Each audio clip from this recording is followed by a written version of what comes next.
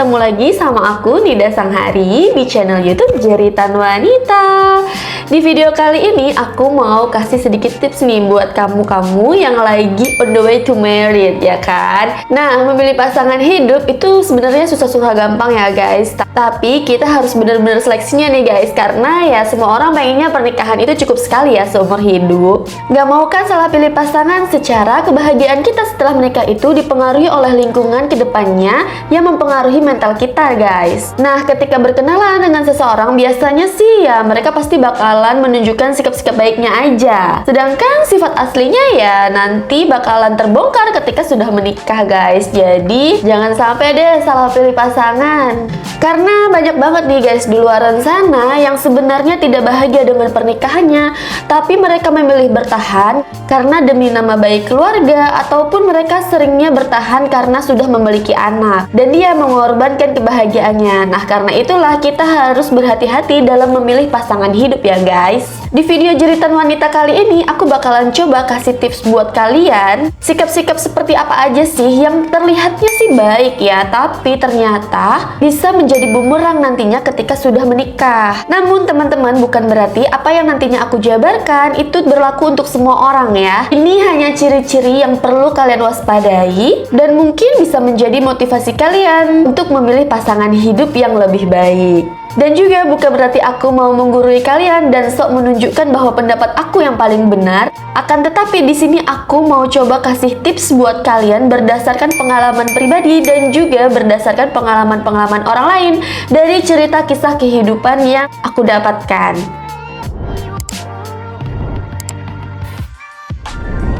Oke, langsung aja. Sifat yang pertama itu adalah sikap royal. Kebanyakan dari lelaki ketika PDKT mereka akan menunjukkan sikap baiknya, termasuk sifat royal ini guys, yang pastinya akan menunjukkan bahwa dirinya itu terlihat baik dan gak pelit gitu ya. Dan kita juga kalau dikasih sesuatu pastinya akan merasa senang dan bahagia. Dan perasaan ini normal ya guys, tapi kalian juga harus berhati-hati dengan sikap royal ini ya. Karena sifat royalitas itu apakah dia tulus? Apakah ketika kita sudah menjadi pasangannya, dia akan tetap royal kepada kita? Atau nih, dia hanya royal kepada pasangannya atau kepada semua orang sih? Sikap royal berarti dia tidak segan untuk mengeluarkan uangnya ya untuk orang-orang di sekitarnya. Nah, apakah itu tulus atau hanya ingin terlihat baik atau yang sering disebut pencitraan? Dan berarti kalaupun dia tulus ataupun mungkin dia pencitraan dengan mengeluarkan uangnya, artinya dia adalah seseorang yang tidak memperhitungkan pengeluarannya guys. Nah, pertanyaannya ketika dia sudah menjadi pasangan kita, apakah dia tetap royal kepada kita?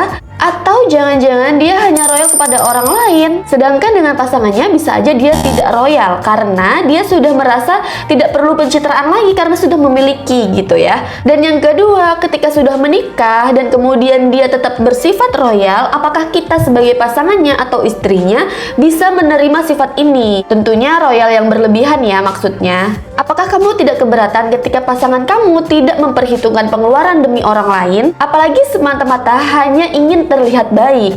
Nah, ini kalian harus pikirkan matang-matang ya teman-teman. Karena tidak jarang perkelahian di rumah tangga itu karena perbedaan prinsip dan juga karena pengeluaran yang tidak perlu. Jadi ketika kalian menemukan seseorang waktu kalian PDKT yang sudah merasa cocok tapi ada sifat yang royal, entah itu kepada kita atau itu kepada orang lain, kalian juga harus mempertanyakan kepada dia atau membicarakannya, membincangkannya ke depannya. Kalau seandainya sudah menikah, apakah sifat ini akan dipertahankan atau bisa dirubah? Jangan sampai hal yang sebenarnya kecil yang bisa dibicarakan ini menjadi permasalahan nantinya.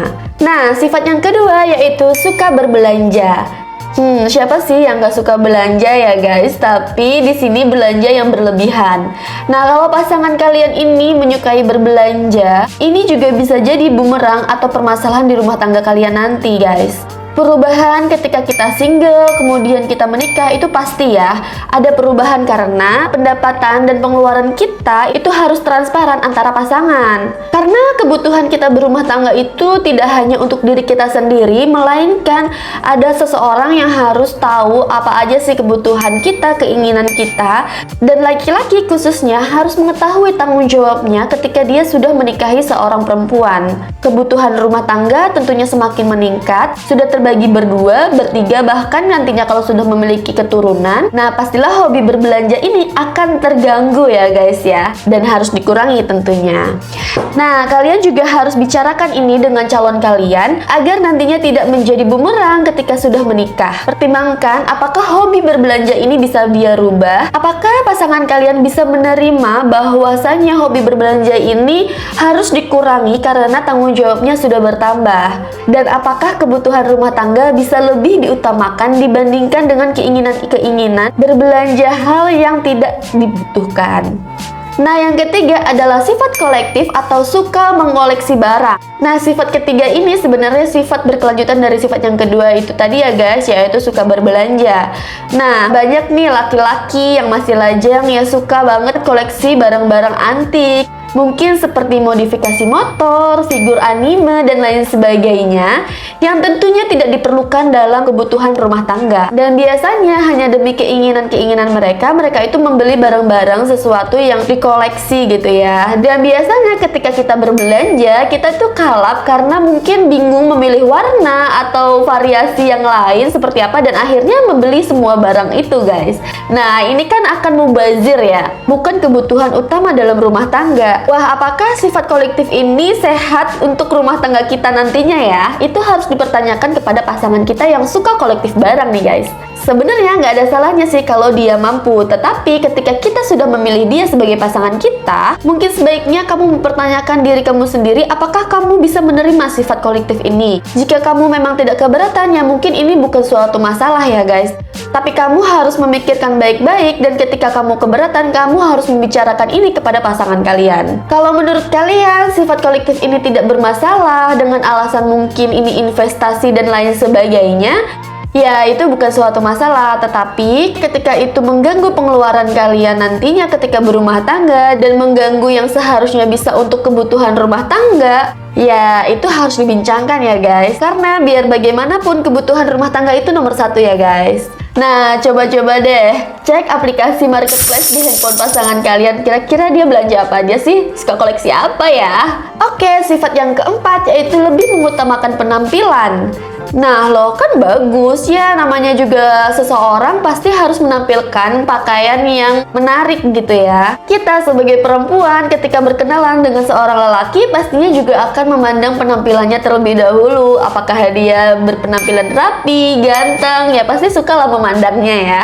Ada juga mungkin yang melihat pakaiannya yang branded, celananya mahal, jam tangannya bermerek terkenal, dan lain sebagainya. Sebenarnya nggak ada salahnya.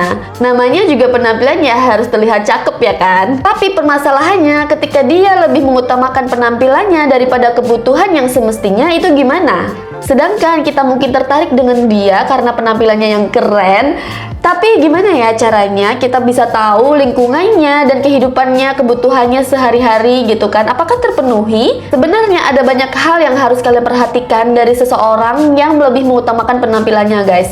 Yang pertama yaitu apakah dia benar-benar mampu untuk membeli barang-barang tersebut demi penampilannya, atau hanya demi menjaga penampilannya terlihat keren, terlihat ganteng, padahal ekonomi sulit. Yang kedua, biasanya orang yang lebih mengutamakan penampilannya itu kebersihannya itu kurang loh guys. Karena ketika dia sibuk memilih pakaiannya, aksesorisnya mungkin untuk menunjang penampilannya, ketika dia ketemu dengan orang-orang banyak, dia tidak peduli dengan tempat atau lingkungannya guys. Coba deh yang setuju komen. Mungkin ada salah satu teman, sahabat, keluarga, adik kakak yang lebih mengutamakan penampilannya daripada kebersihannya. Ini pasti banyak deh.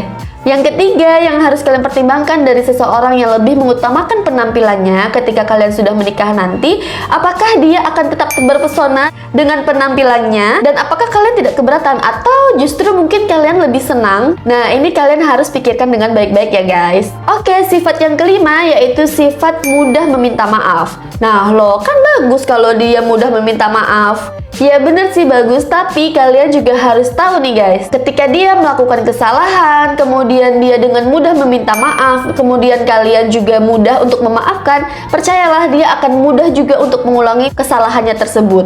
Misalnya dia berbohong, ketika itu kalian ketahui dan dia akan meminta maaf, kemudian kalian dengan mudah ya udahlah kalian maafkan gitu ya. Dia pasti akan mengulangi kebohongan itu dengan pemikiran ya udahlah pasti dia akan maafin lagi kok. Jadi ketika PDKT, ketika dia membuat kesalahan, coba deh jangan kalian langsung memaafkan dan memberi efek jera supaya dia juga tidak mengulangi kesalahannya lagi. Coba kalian lihat ketika dia tidak dimaafkan, apa reaksinya? Apakah dia langsung mundur atau mungkin dia akan meminta maaf lagi dan lagi? Kalian harus lihat effortnya untuk mendapatkan maaf dari kalian. Karena ketika dia akan mengulangi kesalahannya, dia akan mempertimbangkan karena kita sudah memberikan efek jera. Nah, yang keenam adalah sifat mudah marah dan mudah baik. Nah, teman-teman, sifat mudah marah udah pastilah ya nggak baik. Cara seseorang menghadapi permasalahan akan menggambarkan kedewasaan orang itu. Kalau dia mudah marah hanya karena hal-hal yang sepele, hal-hal yang kecil, dan kemudian dia mengekspresikannya dengan kemarahan yang berlebihan, itu tentulah sifat yang buruk. Dan tentulah itu hal yang buruk untuk pernikahan kalian nantinya. Kenapa? Karena lingkungan kita setelah menikah nanti udah pasti nggak sehat, teman-teman. Mental kamu pasti akan terganggu nantinya. Mudah marah ini bukan berarti hanya kemarahannya kepada kamu ya, tetapi cara dia menghadapi keadaan yang tidak sesuai dengan keinginannya. Misalnya cuaca yang tidak mendukung, macet, dan lain sebagainya, yaitu sesuatu yang tidak bisa kita kendalikan gitu ya. Nah, kalau dia berani menunjukkan rasa kesalnya di depan kamu, itu artinya dia tidak bisa mengendalikan emosinya. Yang artinya itu sifat negatif yang akan berdampak ke kamu ya teman-teman. Sifat temperamental yang akan membuat kamu harus selalu menjaga suasana hatinya, kamu harus banyak mengalah, kamu harus lebih mengerti dia. Nah, ini akan membuat kamu kesulitan untuk mengekspresikan diri kamu yang sebenarnya. Kemudian, orang yang temperamental ini biasanya mudah mereda atau mudah baik gitu ya, yang sering kita sebut modian. Udah dia marah-marah, menyebarkan energi negatif kepada kita, dianya udah mereda, sedangkan kita masih dengan energi negatif itu. Dan ini pastinya akan mengganggu mental kita. Oke, sifat yang ketujuh yaitu tidak mempermasalahkan masalah. Tidak mempermasalahkan masalah di sini maksudnya adalah ketika kalian menghadapi sesuatu yang sebenarnya masalah, tetapi dia tidak mengambil pusing dan tidak mencari solusinya. Loh, ya bagus dong kalau jadinya nggak jadi berantem. Iya bener, memang sih nggak harus berantem juga ya. Akan tetapi menyelesaikan masalah atau mencari solusi dari masalah tersebut itu sangat penting ya guys. Ketika ada masalah yang tidak selesai, bersiaplah kalian akan menghadapi masalah yang sama dan berulang. Itulah kenapa sebuah permasalahan itu harus mendapatkan solusinya. Bukan berarti harus berantem ya, tapi harus dibicarakan dan mendapatkan kesepakatannya.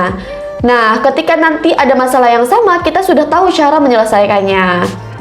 Justru kalau kalian tidak membicarakannya dan kalian harus terus memendam, nantinya akan meledak, itu akan menjadi masalah yang lebih besar. Karena ketika kita sudah menikah nanti, pastinya kita akan menghadapi masalah demi masalah yang kalau tidak kita selesaikan, nantinya akan menjadi bumerang bom waktu yang lebih besar. Ada baiknya dan harus ketika ada masalah, kita harus cepat mencari solusi yang tepat. Dan kalian harus memiliki prinsip atau kesepakatan bersama ketika ada masalah kita harus menyelesaikannya seperti apa.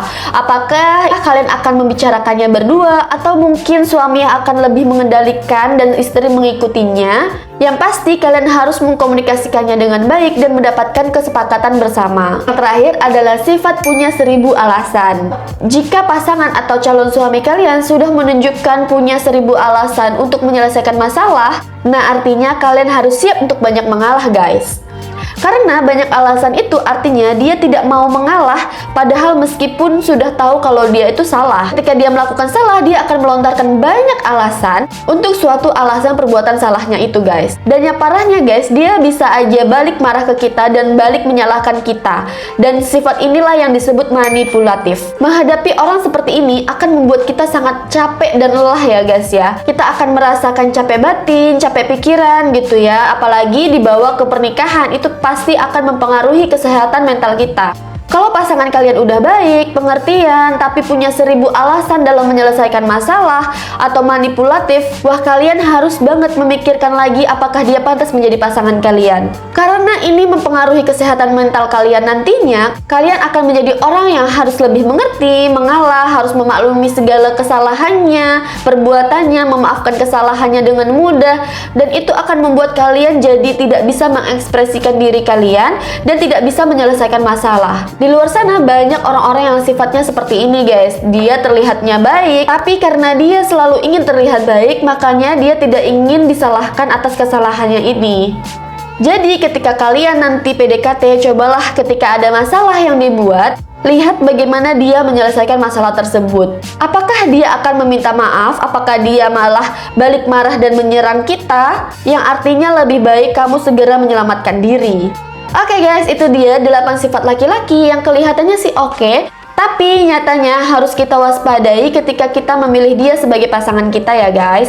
Semoga videonya bermanfaat. Jangan sampai kalian salah memilih pasangan ya guys, karena kebahagiaan rumah tangga kalian pastinya akan mempengaruhi kesehatan mental kalian nantinya guys. So, jangan lupa buat kalian yang suka video ini atau kritik dan saran, langsung aja ketik di komen. Dan kalau kalian punya teman, sahabat, keluarga yang sekiranya membutuhkan video ini, langsung aja share ke mereka ya. Jangan lupa juga buat nonton video-video lain dari channel YouTube Jeritan Wanita yang pastinya kalian bakalan dapetin pelajaran, inspirasi, dan motivasi. So, langsung aja subscribe channel YouTube Jeritan Wanita, like, komen, dan aktifkan notifikasinya. Oke, thank you for watching. See you to the next video.